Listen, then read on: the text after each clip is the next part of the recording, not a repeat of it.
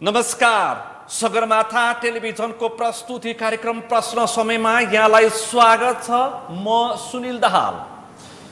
नयाँ सरकार बनेको छ।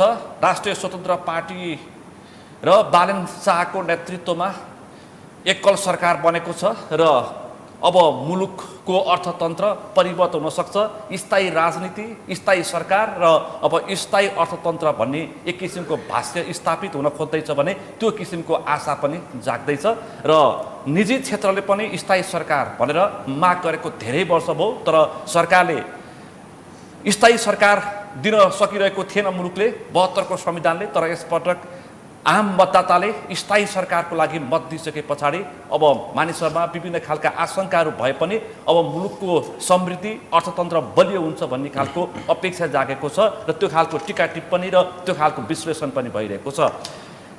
यही बीचमा निजी क्षेत्रको सबैभन्दा ठुलो छाता संगठन नेपाल उद्योग वाणिज्य महासङ्घले नयाँ नेतृत्व चयन गर्ने प्रयासमा जुटेको छ र यो प्रयाससँगै अब यही बीचमा नेपाल उद्योग वाणिज्य महासङ्घको नयाँ नेतृत्व चयनको यो पेचिलो समयमै अब मुलुकको अर्थतन्त्रको विषयमा पनि पेचिलो बहसहरू सुरु भएको छ। निजी क्षेत्र अलिकति त्रसित भएको कि भन्ने खालको आभास पनि देखिएको छ। तर सरकारले ढुक्क हुनुहोस्, अबको समय भनेको लगानी अथवा व्यवसाय गर्ने समय हो, त्यसकारण तपाईहरुलाई ढुक्क हुन आह्वान गर्छु भनेर सरकारले त्यो खालको पनि विश्वास दिलाउने प्रयास गरेको छ।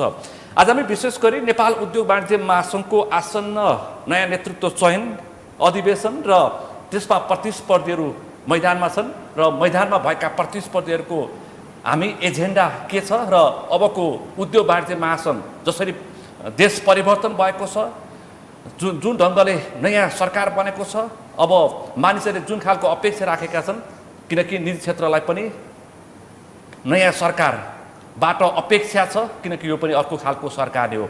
त्यसकारण अबको यो अधिवेशन त्योसँगै नयाँ नेतृत्व, अर्थतन्त्र र सरकारसँग अपेक्षा र कानुनमा देखेका समस्या हल गर्न के गर्नुपर्छ र त्योसँगै अबको नेतृत्व कस्तो आउनुपर्छ भन्ने विषयमा आज हामी बढी केन्द्रित रहेर छलफल गर्दैछौँ। आजको यो छलफलमा मसँग सहभागी हुन्छ नेपाल उद्योग वाणिज्य महासङ्घको वस्तुगत तर्फका प्रत्याशी उम्मेदवार धनप्रसाद लामिछाने। यहाँलाई स्वागत छ।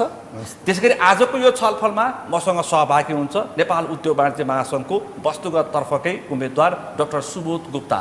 यहाँलाई पनि स्वागत छ। र त्यसैगरी आजको यो छलफलमा मसँग सहभागी हुन्छ नेपाल उद्योग वाणिज्य महासङ्घको एसोसिएट तर्फका उम्मेदवार भरत राणाबाट। यहाँलाई पनि स्वागत छ। म यहाँ तीनैजनालाई विशेष रूपमा स्वागत गर्छु। म लामिछानेजीबाट आरम्भ गर्छु। अब नेपाल उद्योग वाणिज्य महासङ्घको चैतको 29 र 30 गते काठमाडौँमा अधिवेशन हुँदैछ, नयाँ नेतृत्व चयन गर्दैछ। तपाईँ वस्तुगत तर्फको उम्मेदवार, के छ तपाईँको एजेन्डा? किन प्रतिस्पर्धा गर्दै हुनुहुन्छ? म छलफल यहाँबाट प्रारम्भ गर्छु, त्यसपछि खास विषयमा प्रवेश गर्छु। Thank you सुनिलजी।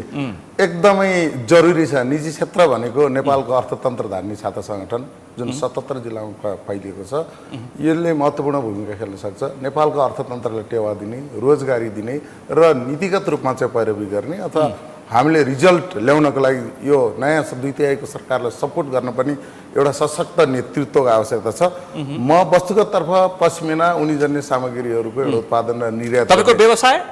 मेरो पश्मिना, नेपाल पश्मिना उद्योग सङ्घको अध्यक्ष म धनप्रसाद लामिछाने हो। म 30 वर्षदेखि नेपाल पश्मिना उद्योग सङ्घ अन्तर्गत रहेर 30 वर्षदेखि छु र म त्यो विषय विज्ञ पनि हो। किनभने भन्नुहोस् त, लर्निङ बाई डुइङ मैले गर्दै सिकेको। मलाई हिमालको त्यो च्याङ्ग्रा पाल्ने ठाउँको कुना कन्दरादेखि लिएर गएर बेलायत र अमेरिकाको मार्केटसम्मको जुन हामीले वस्तु लिएर जान्छौँ, उत्पादनदेखि निर्यातसम्मको त्यो अनुभव छ। यहाँका तमाम समस्या र तमाम अपर्च्युनिटीको राम्रो ज्ञान छ र त्यो कुरा हामीले बोक्ने सन्देश लैजाने एउटा चाहिँ राम्रो प्लेटफर्म, एउटा ठाउँ भनेको हाम्रो चाहिँ विशाल छाता सङ्गठन भनेपछि त्यसो भए यो मुलुकमा अझै पनि पश्मिनाको बजार छ? एकदम छ, किन छैन? हामीले त अब यो म तपाईँलाई यो स्पष्ट गर्छु, हामीले 3टा EF-मा काम गर्छौँ, farm to fibre to fashion. Farm हामी नेपालको 33 लाख हेक्टर चाहिँ चरणभूमि छ। महाभारत पर्वत श्रृङ्खलाभन्दा माथि गइसकेपछि हिमालभन्दा तलको बिचमा जहाँ ठुला रुखहरू हुँदैनन् त्यो विशाल घाँसे मैदान हो, त्यसलाई खर्क पाटन चरण ठाउँ अनुसार भन्छ। जुन 33 लाख हेक्टर छ, खर्क नीति 2068 पल्टाउनु भयो भने उनीहरूले त्यहाँ राखेको कुरा देखिन्छ, त्यसको सदुपयोग हुन सकेको छैन। अब यसको सदुपयोग हुन नसक्नुको कारण अथवा नेपालमा भेडा च्याङ्ग्रा चौरी पाल्न नसक्नुको कारण हामीले पश्मिना र ऊनजन्य सामग्रीहरू न्युजिल्यान्ड र चाइनाबाट ल्याउनु पर्ने कारण एउटै मात्रै नीतिगत समस्या रहेछ। हामीले 13 किसिमको सरकारी निकायमा गएर चाहिँ त्यसको अनुमति लिनुपर्ने, लबिङ गर्नुपर्ने र त्यो घाँसे मैदान 13 किसिमको नीतिगत समस्या 13 किसिमको निकायबाट चाहिँ अनुमति लिनुपर्छ, ताकि ती हिमालयमा बस्ने हाम्रा नेपाली दाजुभाइहरू जसले कख पनि राम्रोसँग जान्नुहुन्न, नेपाली भाषा नि बोल्न अप्ठ्यारो छ। भनेपछि यो 2/3 सरकारले त्यसलाई परिमार्जन गर्थ्यो भनेदेखि, कानुनमै तपाईलाई सहज बनाइदियो भनेदेखि यो मुलुकमा अझै पनि पश्मिनाको व्यापार छ। एकदम छ, एकदम ठुलो अपर्च्युनिटी छ। देशको राम्रो अर्थतन्त्रमा सपोर्ट गर्ने, हामी निर्यात पनि गर्न सक्छौँ। निर्यात यति राम्रो डिमान्ड छ नेपालको पश्मिना त होइन सुनिलजी, हामीले 800 वटा नमुना चाहिँ हामीले टेस्ट गर्न पठायौँ। हामीले मुस्ताङ जिल्लाको मात्रै 160 ठाउँबाट बाहिर लगेर टेस्ट गर्दाखेरि नेपालको पश्मिना चाहिँ मङ्गोलियाको पश्मिना सबैभन्दा राम्रो भनिन्थ्यो। उहाँहरूले आफ्नो पश्मिनाको क्वालिटी गुमाइसक्नु भएको छ, त्यो ब्रिडिङ गरेर उन्नत जातको चाहिँ च्याङ्ग्राहरू प्रयोग गरेर। हामी चाहिँ नम्बर 1 छ, हामी एकदम अर्ग्यानिक नेचुरल कलर छ, सबैभन्दा उत्तम पश्मिना छ कि बाहिर यति राम्रो डिमान्ड छ कि यो देशमा रोजगारी सिर्जना गर्नको लागि, गरिबी निवारण गर्नको लागि, निर्यात बढाउनको लागि, अर्थतन्त्र टेवा दिनको लागि, त्यो 33 लाख हेक्टर भूमिलाई प्रयोग गर्नको लागि डाँडाभरि तपाईँको त्यो हाम्रो सम्म भएको ठाउँमा चाहिँ भेडा र च्याङ्ग्राको बथान बनाउनको लागि अहिले त तपाईँको आधुनिक प्रविधि छ, मोबाइलबाट एपबाट चलाएर चाहिँ हामी कम गोठालाबाट काम गर्न सक्छौँ। त्यो घाँसहरू हरेक वर्ष 100 लाखौँ टन घाँसहरू उम्रिन्छन्, त्यो कुहिएर जान्छन्, प्रयोग हुन सकेको छैन। त्यस कारणले हामी आशावादी छौँ। मलाई सपना जस्तै लाग्यो पश्मिना उद्योग सङ्घ, मैले पश्मिनाको कुरा गरिरहँदाखेरि यसले 4वटा 5वटा सेक्टरलाई सुन्नु होला, यसले चाहिँ सपोर्ट गर्छ। यदि हामीले त्यहाँ चाहिँ भेडा च्याङ्ग्रा पाल्यो भने एग्रो टुरिज्म, टुरिस्टहरूलाई हाम्रा होटल व्यवसाय, एयरप्लेन हरेक किसिमका हुन्छ नि, सबै ठाउँमा काम गर्छ। व्यवसायबाट ब्याङ्किङ सेक्टरलाई, फाइनेन्स सेक्टरलाई अवश्य पनि पैसा आउँछ, सपोर्ट गर्ने भयो। ट्राभल त्यहाँसम्म जानको लागि चाहिँ हाम्रो ट्राभलहरू बसहरूदेखि गएर टुरिज्म सेक्टरका मान्छेहरूलाई सपोर्ट गर्ने भयो। त्यहाँ हामीले भेडा च्याङ्ग्रा पालिसकेपछि मासुको आयात प्रतिस्थापन हुनुभयो, दुध उत्पादन भयो, दुग्ध डेरी उद्योगहरूलाई सपोर्ट गर्ने भयो। छुर्पी जस्ता चाहिँ सामानहरू जुन बाहिर चाहिँ डग चुइङको रूपमा गएको छ हामीले उत्पादन गर्न सक्ने भयो। त्यो उनबाट गलैँचा, फेल्ट, पश्मिना, उनीजन्य कपडाहरू जम्मै तयारी पोसाकहरूलाई हामीले सपोर्ट गर्न सक्छौँ। नेपाल यसको लागि कतिवटा कानुन, कतिवटा ऐन, कतिवटा चाहिँ कहाँनिर संशोधन गर्नु अनगिन्ती प्रब्लम छ। 5 वर्ष 10 वर्षदेखि हामी लडिरहेछौँ। तपाईँले यो दिएको सुझाव म अर्थमन्त्री डाक्टर सोनिम वाले कहाँ पठाइदिन्छु। एकदम त्यो हाम्रो चाहिँ माननीय अर्थमन्त्रीज्यूका पुग्न परेको कुरा, नेपालको यदि समृद्धि चाहने हो भने 2/3 अर्थमन्त्रीज्यूलाई हाम्रो रिक्वेस्ट छ, अनुरोध छ, हामी निक्षत्र उहाँहरूले नीतिगत सुधार गर्न लगानी गर्न हामी तयार छौँ। हामीले कच्चा पदार्थ 5 अरबको पश्मिना मात्रै 8-9 अरबको उन मात्रै हामीले आयात गरिरहेको छौँ मङ्गोलिया, चाइना। 9 अरबको उन हामीले मङ्गोलिया र चाइनाबाट अहिले ल्याइरहेछौँ। त्यसलाई प्रतिस्थापन गर्न ल्याइरहेछौँ। त्यहाँबाट उन ल्याएर हामीले यहाँबाट गलैँचा, पश्मिना, फेल्ट लगायतको सामान बनाइरहेछन्, जुन कुरा यहीँ उत्पादन गर्ने। र हामीले भेडा च्याङ्ग्रा पाल्दाखेरि त्यो मलबाट कृषिमा स्याउ, तपाईँको फापर, त्यहाँ भएको आलुहरू, धेरै उत्पादनहरू त्यहाँ बढ्न सक्छन्। र हाम्रो हिमाली जडीबुटीहरूको एउटा प्रशोधन केन्द्र बनाएर त्यहाँ राख्ने, त्यही ठाउँमा मान्छे गएपछि ल्याउन सक्छौँ र यो देशको मुहार फेरिन्छ। यसकारण तपाईँ नेपाल उद्योग वाणिज्य महासङ्घको वस्तुगत तर्फको प्रतिस्पर्धी भएर चुनाव जितेर नीतिगत लडाइँ लड्नको लागि तपाईँ म किन चाहिँ महासङ्घमा जान खोजेको भने हामी पश्मिना उद्योग सङ्घको एउटा सङ्घ सानो भयो नि होइन, एउटा सङ्घले चाहिँ लबिङ गर्दाखेरि भइ सानो हुँदो रहेछ।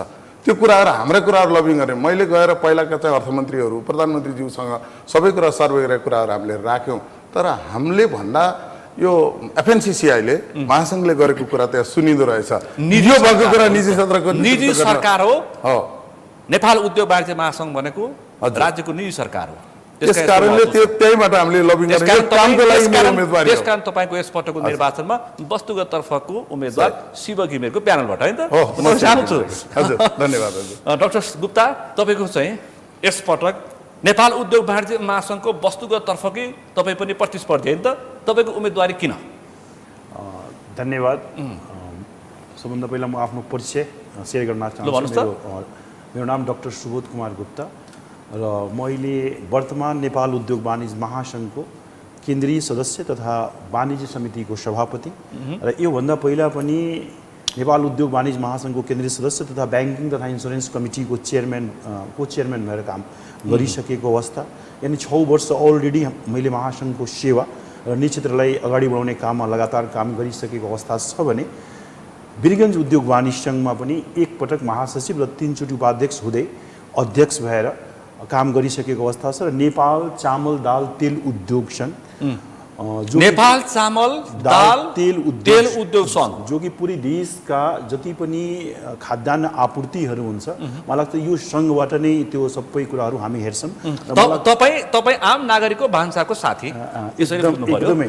र म चाहिँ अहिले चाहिँ नेपाल चामल दाल तेल उद्योग सङ्घको निवर्तमान अध्यक्षको रूपमा काम गरिराखेको अवस्था छ र करिब 2 दशक भयो निजी क्षेत्रको भोइसलाई, त्यो भोइस एग्रिकल्चरको हुनसक्छ, त्यो भोइस तपाईँको टुरिज्म सेक्टरको हुनसक्छ, हाइड्रो पावरको हुनसक्छ, तपाईँको देशको बिग्रिराखेको तपाईँको जति पनि भौतिक पूर्वाधारका कुराहरू छ त्यसका हुनसक्दछ, रोडेजहरूको हुनसक्दछ।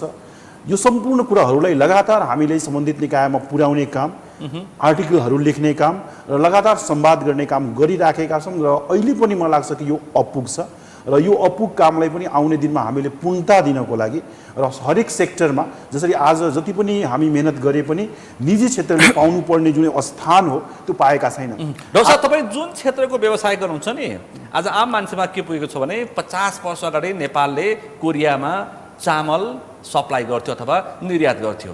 आज हामी अस्ति गएकै डाटा हेर्दाखेरि पनि यो गएकै जेएनजी पछाडिको डाटा हेर्दाखेरि पनि हामीले 5-6 अर्बको त चामल किनेर खायौँ भन्ने समाचार आएको थियो एकदमै। अनि त्यो अनुसारको तेल किन्यौँ, त्यो अनुसारको दाना किन्यौँ भन्न हामीले त्यो खालको समाचार एकदम सही हजुरले भन्नुभएको। यो अहिले यो यथार्थ न्युजहरू हो, यथार्थ हो। र तपाईँको यो 80 र 85 को दशकमा हामी निर्यातक कन्ट्रीमा पर्थ्यौँ, हामी धान पनि निर्यात गर्थ्यौँ, चामल पनि निर्यात गर्थ्यौँ र हाम्रो देशका आम नागरिकहरू आफ्नै कोलोबाट निस्किएका तुरीका तेल खाने र आफ्नै देशमा उत्पादन भएका तपाईँको मसुर रहर हरेक दालहरू हाम्रै गेडागुडी हुन्थ्यो र हामी आफै त्यसलाई बनाएर खाने गर्थ्यौँ भने अहिलेको जुन अवस्था आजको दिन हामी के गर्छौँ? आजको दिन हामी आयात गरेर हाम्रो किचनको मात्र होइन, हामी लगाउने कपडाहरू, हामीले खाने मेडिसिन्सहरू, हामीले युज गर्ने त्यो त लामिछानेज्यूले भनिसक्नु भयो, सम्पूर्ण ल्याएर बनाएर फेरि हामी चाहिँ व्यवसाय गरेर एक्ज्याक्टली राज्यको कानुनको समस्याले गर्दाखेरि एक्ज्याक्टली सम्पूर्ण कुराहरू। त्यसमा हामीले के थप्न चाहन्छौँ भने हामीले चाहेका औद्योगिक पोलिसिजहरू जुन छ त्यो हाम्रो माटो सुहाउँदो भएन। हामीले बारम्बार निजी क्षेत्रका हरेक नेताले, त्यो जिल्ला उद्योग वाणिज्य सङ्घका नेता हुनुहुन्छ अथवा कुनै पनि वस्तुगतको अध्यक्ष हुनुहुन्छ या हजारौँमा फैलिएका हाम्रा एसोसिएटका साथीहरू हुनुहुन्छ, उहाँले जुन एजेन्डाहरू केन्द्रसम्म पुर्याउनुहुन्छ, सचिवज्यू डिजी साहब र हाम्रो मन्त्रीज्यूले हामीले पुर्याउने जुन काम गर्छौँ त्यो कहीँ न कहीँ सम्बोधन नभएको अवस्था छ। हाम्रो निजी क्षेत्रका नेताहरूले त्यो इस्युहरू करिब 10 वर्ष 2 डेकेडदेखि 2 दशकदेखि त्यही इस्युहरू ढोइराखेको अवस्था छ। यानि कार्यान्वयन पक्ष कमजोर छ। यानि कि हाम्रो चाहिँ कस्ट अफ डुइङ इन्डस्ट्रिज एकदमै हाई भयो। हाम्रा चाहिँ छिमेकी कन्ट्री भनेको तपाईँको जेन्ट कन्ट्रीहरू इन्डिया र चाइना, जसको डुइङ अफ इन्डस्ट्रिज धेरै लो छ, डुइङ अफ ट्रेड धेरै लो छ। ड्यू टु दिस रिजन हामी चाहिँ एक्सपोर्ट पनि गर्न सकिराखेका छैनौँ र हामीले चाहिँ जति पनि इन्डस्ट्रिज अहिले चलाइरहेछौँ त्यसको म्याक्सिमम र मेटेरियलहरू हामी विदेशबाट आयात गर्न मात्रै चलाउँछौँ। हाम्रो भन्सार समस्या के हो? हाम्रो कानुनको समस्या के हो? हाम्रो नियमको समस्या के हो? भन्सारको एक मात्र कुरा म गर्दाखेरि हामी के भन्छौँ, आजसम्म निजी क्षेत्रले के भन्छ कि हामीले दिएका बिल बिजकहरू मान्यता पाउनुपर्छ, तर मान्यता दिएको छैन भन्सार विभागले र बारम्बार त्यसको दण्ड जुर्माना भइराखेको छ। उहाँले आफ्नै चाहिँ किताब मूल्यबाट अगाडि बढ्नुहुन्छ, त्यसको साथसाथमा झन्झटिलो प्रक्रियाहरू जुन छ भन्सारको त्यसलाई अझ पनि सहज गर्नुपर्दछ। आज भन्सारमा झन्झटिलो प्रक्रिया छ, झन्झटिलो प्रक्रिया छ। आज कानुनले हो कि कर्मचारीले हो? कर्मचारी र कसैमा भन्नुभन्दा पनि हामी त खुल्लम-खुल्ला बोल्दा हुन्छ एकदमै। किनकि व्यवसायीहरू पहिला नेता र कर्मचारीसँग पौठे जोडी खोज्दाखेरि व्यापार गर्न सकिँदैन भन्थे, अब त्यो दिन गए। यो बालन नेतृत्वको सरकार छ र यो मुलुक परिवर्तनशील नेतृत्व भन्ने छन् उनीहरूले। आशा गरौँ न एकदमै अहिले जुन स्टेबल गभर्मेन्ट हामी पाएका छौँ, हामी आशावादी मात्र होइन, सम्पूर्ण निजी क्षेत्रको चाहिँ मनोबल उच्च भएको छ र उहाँले केही निर्णयहरू जुन अहिले विगत दिनमा गर्नुभएका छ, केही ऐन संशोधनहरू र केही त्यस्ता खारिजी पनि परेको त्यस्ता विभागहरू, त्यसले निजी क्षेत्रले त्यसलाई राम्रै रूपमा हेरिराखेको छ।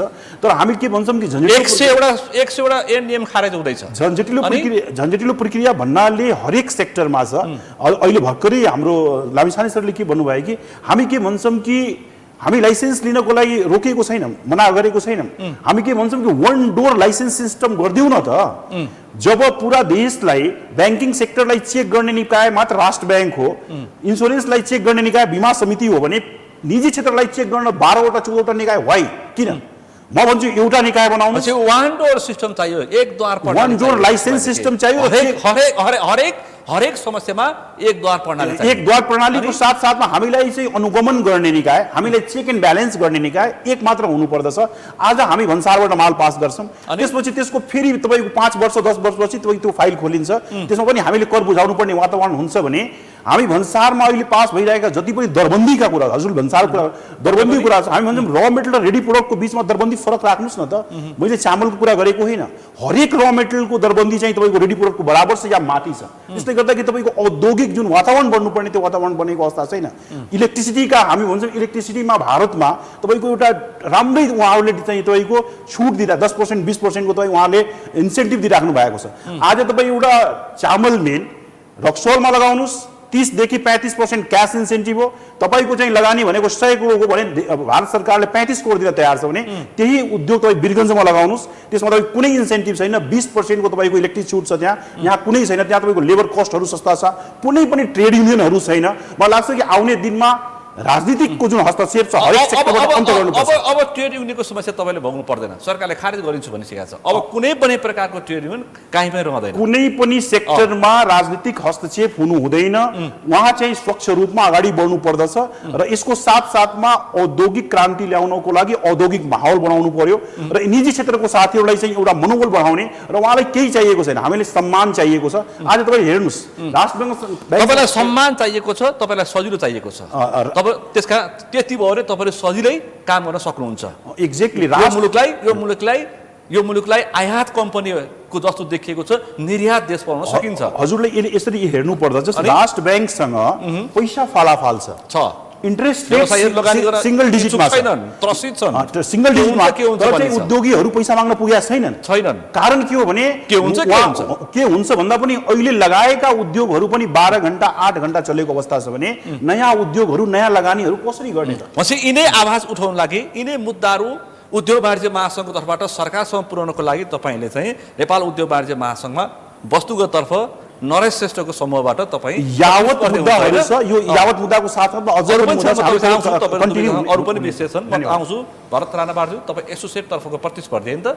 हजुर, के छ तपाईँको मुद्दा, किन तपाईँ उम्मेदवार?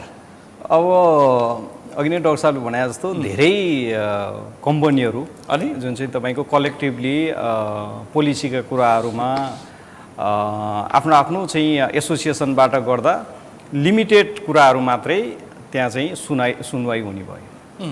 र एफएनसिसिआई एउटा त्यस्तो संस्था हो, एउटा छाता सङ्गठन हो जसको भोइस सरकार सुन्नलाई बाध्य हुन्छ। निजी सरकार हो, निजी सरकार। 80% रोजगारी। अब म आफै चाहिँ तपाईँको स्टक ब्रोकर एसोसिएसनको पूर्व अध्यक्ष भइसकेको हिसाबले अब जाने ठाउँ भनेको एफएनसिसिआई भनेको त्योभन्दा माथिल्लो ठाउँ भनेको एफएनसिसिआई भयो। र तपाईँको अहिले जति पनि कम्पनीहरू अहिले यो क्यापिटल मार्केटमा लिस्टिङ भएका कम्पनीहरू हुन्छन्, तिनीहरू कतै न कतै उहाँहरूको वस्तुगत सङ्घतिर र हाम्रो एसोसिएटतिर चाहिँ जोडिएका हुन्छ। अहिले पनि हेऱ्यो भने क्याटेगोरी वाइज हेऱ्यो भने अब तपाईँको सिमेन्टहरू हेर्नुहोस्, होटलहरू हेर्नुहोस्, ब्याङ्कहरू हेर्नुहोस्, इन्सुरेन्सहरू हेर्नुहोस्, यो सबै कहाँ जोडिएको हुन्छ? एफएनसिसिआईमा मेम्बर भएको हुन्छ। अब तिनीहरूको कुनै पनि चाहिँ समस्या आउँदा ती कम्पनीहरूले इन्डिभिजुअली लबिङ गर्नुभन्दा पोलिसीका कुराहरूमा हामीले त्यसको डेप्थ बुझेर त्यहाँ गएर उठाउँदाखेरि त्यसले अर्थ राख्ने हो त्यो हिसाबले पनि संस्थागत रूपमा आवाज उठाउँछ एकदम आवाज बलियो हुन्छ एकदम राज्यले क्यापिटल मार्केट चाहिँ पहिले हामी अर्थतन्त्रको ऐना भन्थ्यौँ अर्थतन्त्रको ऐना भन्दा पनि मार्केट ठिक छ होइन मार्केट यस्तो छ मार्केट तपाईँ सन्चै हुनुहुन्छ अब यस्तो छ मार्केटको हिसाबले अहिले हेर्नुभयो भने तपाईँको 1-2 दिन 2-4 दिनको मार्केट नहेरौँ न मैले अहिले जसरी पोलिसीका कुराहरू भने अहिले भर्खर सरकार आइरहेछ होइन यो बजार चाहिँ एकदमै अति सेन्सिटिभ चाहिँ मार्केट हो र यो सेन्सिटिभ मार्केटमा चाहिँ कहिलेकाहीँ पोलिसीले मात्रै असर नगरी अरू कुराहरूले पनि असर गर्छ जस्तै तपाईँको इरानमा चाहिँ पोलिसीले कि पात्रले पनि असर गर्छ किनभने पात्रले नै पोलिसी बनाउने पात्रले नै तपाईँको पोलिसी बनाउने अथवा पात्रले नै त्यहाँ चाहिँ इन्टरफियर गर्ने पोलिसीमा भएको हिसाबले पनि समाचार सुनिरहनु भएको छ त्यो चाहिँ असर गर्छ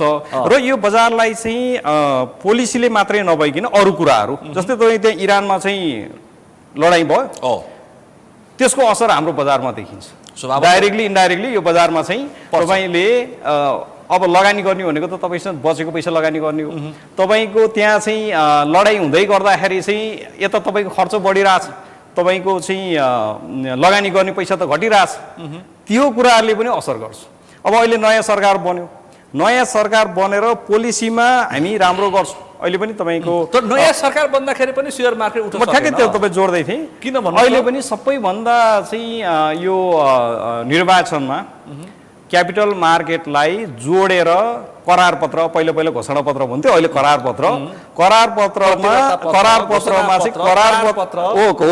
पत्रमा चाहिँ कसम पत्र पनि लेखेको छ एकदमै त्यसमा सबैभन्दा बढी नजिकबाट यो बजारलाई हामी राम्रो गर्छौँ भनेको चाहिँ पार्टी रासपा हैन र अहिले अर्थतन्त्र अति बुझेको नेपालको मात्रै होइन तपाईँको विश्व अर्थतन्त्र बुझेको चाहिँ अर्थमन्त्री कुनै बेलामा भारतका प्रधानमन्त्री नरेन्द्र मोदीलाई पनि सल्लाह दिनु भएको नेपालको अर्थमन्त्री अब हाम्रो अर्थतन्त्र चाहिँ बिग्रिएको भएको भयो भने सपार्न सक्ने अर्थमन्त्री अहिले डाक्टर गुप्ताले भने जस्तो तपाईँको पैसा यति धेरै थुप्रिएको छ बजारलाई हाम्रो बजारलाई त तपाईँको इन्ट्रेस्ट रेट बढ्दै गर्दाखेरि चाहिँ बजार घट्नुपर्ने इन्ट्रेस्ट रेट घट्दै गर्दाखेरि चाहिँ बजार बढ्नुपर्ने यताको हिसाबले पनि तपाईँको एकदमै फेभरेबल हुँदै गर्दा पनि तपाईँले भने जस्तो चाहिँ अहिले बजार घट्यो हामीले 2-4 दिनको चाहिँ बजार मात्रै नहेरौँ यो अपर्च्युनिटी पनि हुनसक्छ जहिले पनि बजार हामी घटेको बजारलाई चाहिँ अपर्च्युनिटीको रूपमा हेर्नुपर्छ हामीले सामान्य रूपमा 1 दिन 2 दिनको घटाइलाई मात्रै चाहिँ यो सरकार आएर यसरी घट्यो भन्ने हिसाबले चाहिँ लिनु हुँदैन तल कमेन्ट सामाजिक सञ्जालको तल कमेन्ट मैले के पाउँछु भन्दाखेरि भरत राणाबाटलाई सोधिदिनुस् कि शेयरको कहिले बढ्छ होइन शेयर कहिले बढ्छ यति सोध्छन् होइन यस्तो हुन्छ अब तपाईँको सबभन्दा बढी प्रश्न यही नै आउँछ अब यस्तो हुन्छ तपाईँले हामीले सिम्पल के बुझ्नु पर्यो भने अन्ततिर लगानी गर्दै गर्दा तपाईँ घर जग्गामा गर्नुहुन्छ अथवा अरू व्यापार व्यवसायमा लगानी गर्नुहुन्छ तपाईँको लङ टर्म तपाईँ प्लानिङ गर्नुहुन्छ कि उहाँहरूले चाहिँ तपाईँ उद्योग खोल्दै गर्दाखेरि चाहिँ आज खोलेर तपाईँको 2 महिनामा चाहिँ नाफा चाहिँ आउँछ भनेर उहाँहरूले फुल्छ नि त्यही आज उहाँले कपालमा काल लगाए पनि उहाँहरू कपाल फुलिसकेको छ व्यवसाय गर्दा गर्दै अब हाम्रो बजारमा पनि के हुनु पर्यो भने बजार घट्ने बढ्ने भनेको चाहिँ बजारको चाहिँ नेचर हो घट्दै गर्दाखेरि मैले बेच्नु हुँदैन अथवा घट्दै गर्दा मैले त्यो अपर्च्युनिटी रूपमा लिनुपर्छ र यो चाहिँ मेरो लागि चाहिँ अपर्च्युनिटी हो भनेर चाहिँ तपाईँको त्यसलाई पोजिटिभ चाहिँ हिसाबले लिनुभयो भने बजारबाट तपाईँले पैसा कमाउनु भयो अब बजार चाहिँ घट्दै गर्दाखेरि डराएर चाहिँ बेच्नतिर लाउनु भयो डराएर किन्नु भएन भने कहिले पैसा कमाउने त्यो भएको भएर अब यो 2-4 दिनको लागि नहेरौँ बजार राम्रो गर्नुपर्छ ओभरअल अर्थतन्त्र राम्रो गर्नुपर्छ ओभरअल अर्थतन्त्र मात्रै होइन देशको लागि सिस्टम नै राम्रो गर्नुपर्छ त्यसको लागि के गर्नुपर्छ पोलिसीका कुराहरूमा चाहिँ अहिले तत्कालै गर्नुपर्ने कुराहरू उहाँहरूको घोषणा पत्र करार पत्र भने जस्तो धेरै कुराहरू त्यहाँ चाहिँ छ तत्कालै गर्नुपर्ने कुराहरू केही पनि छैन एउटा मात्रै के हो भने इन्भेस्टरको कन्फिडेन्स लुज गर्ने काम जस्तै व्यापार व्यवसायीहरू चाहिँ जसरी चाहिँ धरपकड भएको छ त्यसले गर्दाखेरि त्यसको डाइरेक्ट इम्प्याक्ट चाहिँ कहाँ पर्यो भने बजारमा पर्यो त्यो भन्दै गर्दाखेरि कुनै पनि व्यवसायलाई होइन कि बिचौलियाहरूलाई मात्रै राज्यले अब हामीले यहाँ बुझ्नु राज्य सत्तामा बस्ने अथवा राजसभाकै सांसदले त्यो खालको जवाब दिए हामीले यहाँ बुझ्नु पनि व्यवसायलाई एकदमै कुनै पनि अप्ठ्यारो छैन हामी सहकार्य गर्ने बिचौलियासँग मात्रै हो हाम्रो घम्साघम्सी भनिरहेको हो हामीले बुझ्नुपर्ने पनि त्यही नै हो हामीले के बुझ्नु पर्यो भने उद्योगी व्यवसायहरू जसले चाहिँ राम्रोसँग चाहिँ ट्याक्स तिरेर एकदम इमानदारपूर्वक चाहिँ काम गरिरहेछ उनीहरूलाई चाहिँ यो एकदमै ओपन छ राम्रोसँग चाहिँ काम गर्ने वातावरण छ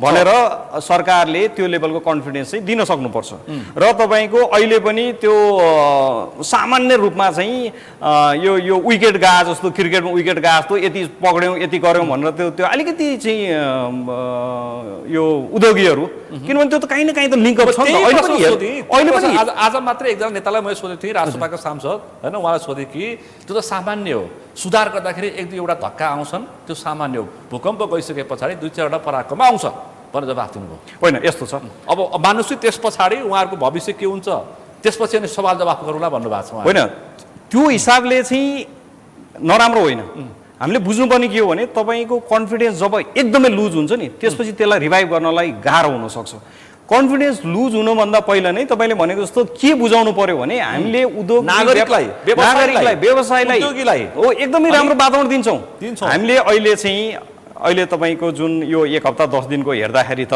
हुन त तपाईँले भने जस्तो झ्वाटै भूकम्प जाँदाखेरि चाहिँ त्यो मान्छेलाई नसोचेको भइरहेको थियो होइन अझै पनि उनीहरू कोमामा छन् अब बिस्तारै चाहिँ राम्रो गर्ने मान्छेहरूलाई राम्रो गर्ने उद्योगीहरूलाई वातावरण छ भनेर चाहिँ जब कन्फिडेन्स बिल्डअप हुन थाल्छ त्यसपछि त तपाईँको यतिकै पैसा आइहाल्छ नि पैसा मार्केट बढ्छ मार्केट घट्यो भने के गर्नु पर्यो त्यसलाई अपर्च्युनिटी रूपमा लिनु पर्यो मार्केट बढ्छ मार्केट बढ्दाखेरि चाहिँ मैले पैसा कमाउँछु भनेर त्यो टाइम चाहिँ वेट गर्नु पर्यो हामी आत्तिएर बेच्नतिर लाउँ भने कहिले कमाउने बजार घट्दै गर्दा त्यसलाई यो घटाइ भनेको मेरो लागि अपर्च्युनिटी हो र यो घटाइमा म बेचेर गएँ भने अर्काले त्यो अपर्च्युनिटी लिन्छ भन्ने बुझ्नु पर्यो त्यसकारण तपाईँको चाहिँ एसोसिएटतर्फ ज्योत्स्ना श्रेष्ठको समूहको तपाईँ प्रतिस्पर्धी होइन एकदम उम्मेदवार म तपाईँ आउँछु लामिछानेज्यू हजुर अब देशको अर्थतन्त्र अत्यन्तै जटिल अवस्थामा छ हामीले बहस गरेको धेरै नै समय भयो राज्य थाहै भएन थाहै सरकार भएन निजी क्षेत्र पनि त्यो खालको अब्बल हुन सकेन जस्ता थुप्रै कुराहरू सुन्यौँ अब के गर्ने अपेक्षा के छ अहिलेको सुधार कहाँले गर्नुपर्छ राष्ट्रपतिको 2/3 सरकार बहुमतको सरकारको अपेक्षा गरेको राष्ट्रपाले 2/3 सरकार पाएपछि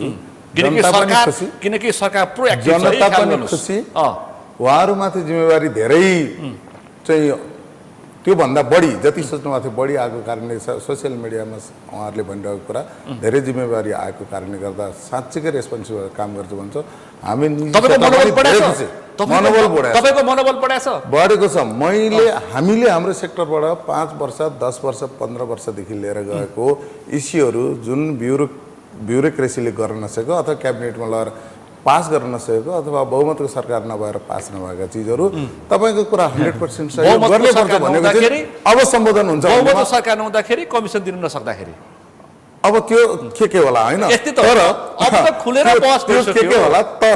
हामी निजी क्षेत्रको मान्छे यति आशा गरेका छौँ लगानी हामीले अब कमिसनले काम गर्ने न अब काम गर्ने अनि कमाउने हामीले त हेर्नुहोस् हामी लगानी गर्छौँ भोलि अरबौँको लगानी गर्न हाम्रो निजी क्षेत्र तयार छ तर पोलिसीगत जुन नीतिगत रूप झन्झट छ म तपाईँलाई बताइदिनु म आफ्नै सेक्टरको कुराहरू गरौँ तपाईँको अस्ति पनि एउटा हिमालयन होटलमा एउटा कार्यक्रम भएको थियो त्यो चाहिँ इसी मोडले कार्यक्रम आयोजना गरिसकेको थियो त्यहाँ चाहिँ कृषि सेक्टरको मान्छेहरू हुनुहुन्थ्यो मैले कुरा गरेको तपाईँहरूको खर्क नीति 2068ले यति राम्रो व्यवस्था गरेको देखिन्छ तर यो प्रक्रियागत झन्झटको चिजहरूमा बिचमा आएर वन आएर बसिरहेछ हामीलाई चाहिने भनेको घाँसे मैदान त्यहाँ वन कहाँ छ रुख कहाँ छ वनको अनुमति किन लिनुपर्ने वनकै मान्छेलाई राखेर मैले त्यहाँ सोधेको अगाडि हाम्रो घाँस हरेक वर्ष लाखौँ लाख चाहिँ घाँसहरू हुन्छन् त्यहाँ करोडौँ लाखौँ हामी भेडा च्याङ्ग्रा चौरीहरू पाल्न सक्छौँ पुरै आयात प्रतिस्थापन यो प्रश्न त नेपाल आर्मीका प्रमुखले संसदको एउटा समितिमा यस्तो महत्त्वपूर्ण फास्ट्याग बन्दैछ त्यहाँ भएको समस्या एउटा रुख काट्न 7 लाग्यो भनेर उहाँले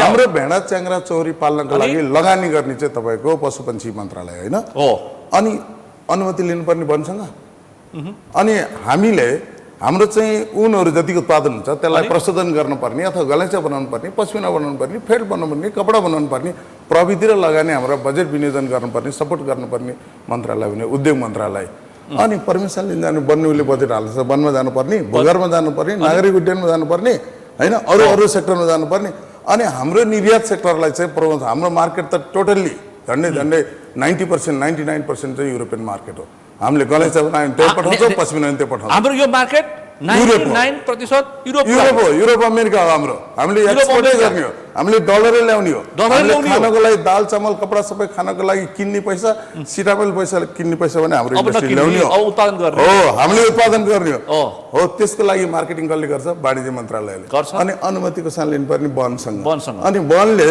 अनि अर्को त्यहाँ एउटा निकुञ्ज छ राष्ट्रिय निकुञ्ज अब हो वन्यजन्तुहरू चितुवाहरू चाहिँ लोप हुन लाग्यो भनेर संरक्षण गरेको छ हाम्रो किसानको मुस्ताङमा गत साल मात्रै एकै ठाउँमा 77वटा च्याङ्ग्रा चिहान बनाइदियो दुईटा चाहिँ त्यो चितुवा बसेर यदि त्यो चितुवालाई हामीले गुलेली हाल्यो भने हामीलाई हतगढी लाग्छ उसले मुआवजा पाउनु पर्यो नि 16-17 ठाउँमा चाहिँ कागज पेश गर्नुपर्छ जसलाई कदेखि ग्यासमा लेख्न आउँदैन यो यति हडल छ नीतिगत त्यो भएर म पोइन्टमा किन आएँ भने अहिलेको जुन सरकार छ जनताको सरकार छ अब अहिले राष्ट्रपतिको सरकार भन्दिनँ म त जनताको सरकार भन्छु राष्ट्रपतिको मात्रै सरकार भएको भए सायद 100 सिट आउँथ्यो होला अहिले त त्योभन्दा बढी आएको छ भनेपछि नेपालको सरकार सबैको हाम्रो सरकार निजी क्षेत्रको सबै सेक्टरको सरकार छ पक्कै उसले सुन्नेछ हामीसँग तमाम देश बनाउने सरकार गर्छौँ देश बनाउने सरकार हामी बनाउँछौँ निजी क्षेत्रमा किनभने सहकारी गर्ने सरकारसँग एकदम हामी आशावादी छौँ सहकारी हुन्छ त्यसै भएर पनि यो FNCCI को जुन अहिले आएको आसन्न चाहिँ निर्वाचन छ त्यहाँ यो मान्छेहरू पढेर भन्दा नि पढेर गरे मान्छेले रिजल्ट ल्याउन सक्छ के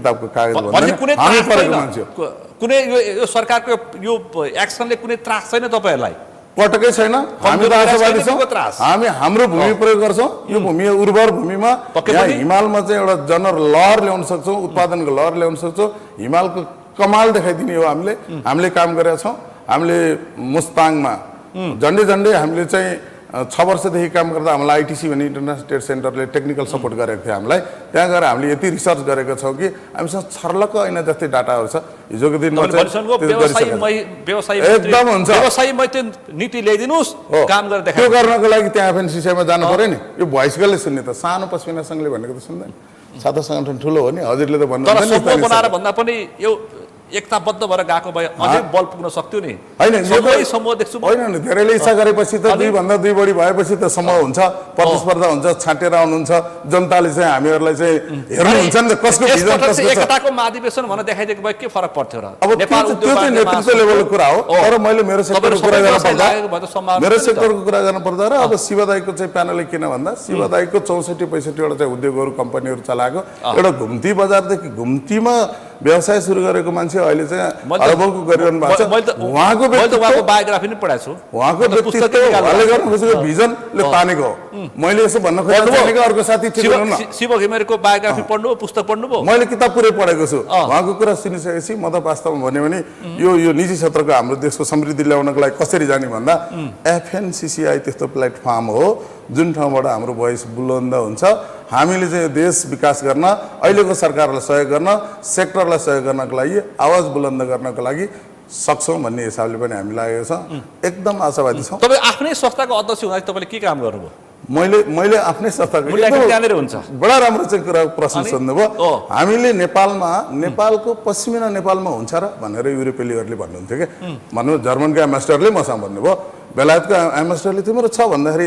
एम्बेसडर आफै चाहिँ मुस्ताङमा जानुभयो हाम्रो चाहिँ कलेक्सन सेन्टर फार्म हेर्न जानुभयो च्याङ्ग्राको भुवा चाहिँ त्यो निकाल्दा के तिमीहरूले च्याङ्ग्रालाई ह्याम्पर गर्छौ कि त्यसलाई दुःख दिन्छ भन्दा त्यो त पश्मिना भने त यस्तो चिज हो हजुरलाई पनि थाहा होला जब त्यो हिउँ पर्दै जान्छ टेम्परेचर माइनस हुँदै जान्छ च्याङ्ग्राको जिउमा काँडा उम्रिँदै जान्छ त्यसलाई चिसो हुन्छ त्यो भएपछि एउटा केराटिन एक किसिमको इन्जाइम निस्किन्छ त्यसबाट चाहिँ फुर्र चाहिँ त्यो भुवा आउँछ त्यो यति हिउँ पर्दै जान्छ चिसो हुन्छ 3 महिना 4 महिना त्यसमा 30-40 mm सम्म 4-5 सेन्टिमिटरसम्मको लम्बाइ हुन्छ खुम्रेर बस्ने एउटा नरम भुवा निस्किन्छ हिउँ पग्लेपछि त्यो छोड्छ अनि त्यो छोडेपछि त्यो शरीरबाट बाहिर निस्किन्छ हाम्रो नङबाट चाहिँ त्यसलाई हामीले कोरेर निकालिदिनु पर्छ उसको हेल्थको लागि पनि त्यसमा चायाहरू ड्यान्ड्रफहरू हुन्छ अब प्यारासाइटहरू हुन्छन् हैन ती सबै चिज चाहिँ हामीले त्यो निकाल्दा सँगै आउँछ त्यसलाई नुहाइदिन्छौँ त्यो भुवालाई चाहिँ हामी डायमन्ड फाइबर भन्छौँ त्यो चाहिँ त्यस्तो किसिमको चिज हाम्रो नेपालमा छ भन्ने कुरा चाहिँ उहाँहरूले पत्याउनु हुनुहुन्थ्यो गएर हेर्नुभयो उहाँ आफै गर्नु भएको छ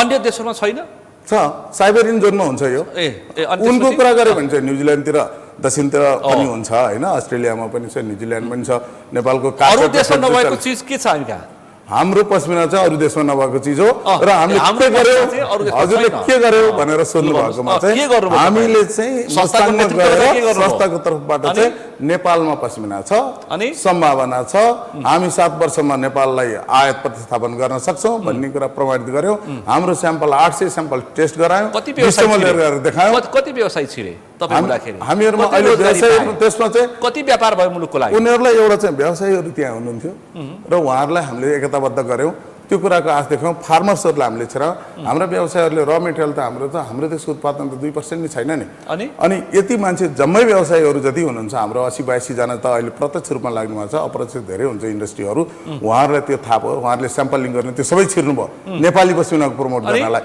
अनि हामीले डोल्पासम्म पुग्यौँ हामीले अनि त्यो स्याम्पल 800 वटा नमुना टेस्ट गरेपछि बाहिरबाट चाहिँ आउनुभयो हाम्रो बाहिरहरू आएर हेर्नुभयो टेस्ट गर्नुभयो ललितपुरमा चाहिँ डी हेयरिङ फेसिलिटी भन्ने नेपालको इतिहासमा पहिलोचोटि व्यवसाय रूपमा हामीले राखेको नेपाल पस्मिना उद्योग सङ्घले राखेको के गर्नुभयो भन्दाखेरि नेपालमा प्रशोधन गर्ने नै छैन भन्दाखेरि त्यो प्रश्न हामीले चिर्यो र हामीले हाम्रो पस्मिनालाई पहिले नै 47 वटा देशमा कलेक्टिभ ट्रेडमार्क कलेक्टिभ रूपमा सबै व्यवसायीलाई हुने ट्रेडमार्क रेजिस्टर गरेका छौँ च्याङ्ग्रा पस्मिना जो विश्व बजारमा एकदम डिमान्ड छ च्याङ्ग्रा पस्मिना नामै च्याङ्ग्रा पस्मिना पस्मिना अनि त्यो हामीले चाहिँ डेभलप गरेका छौँ र प्रोसेसिङ सेन्टर राखेर अहिले चाहिँ मार्केटमा युरोपमा अमेरिकामा जापानमा हाम्रा साथीहरूले आफ्नो प्रडक्ट ल्याएका छन् डिमान्डहरू बढिरहेछन् अब के गर्ने नीतिगत रूपमा प्रब्लम छ त हामी नीतिगत रूपमा केही समस्या हल भयो भने हामीले विश्व बजारमा जान सक्छौँ विकृति चाहिँ के छ अब विकृति चाहिँ एउटा विदेशी जुन मार्केटबाट नक्कली पस्मिनाहरू बजारमा छपछपी आउँछ अहिले तपाईले हेर्नुभयो भने बजारभरि भेटिन्छ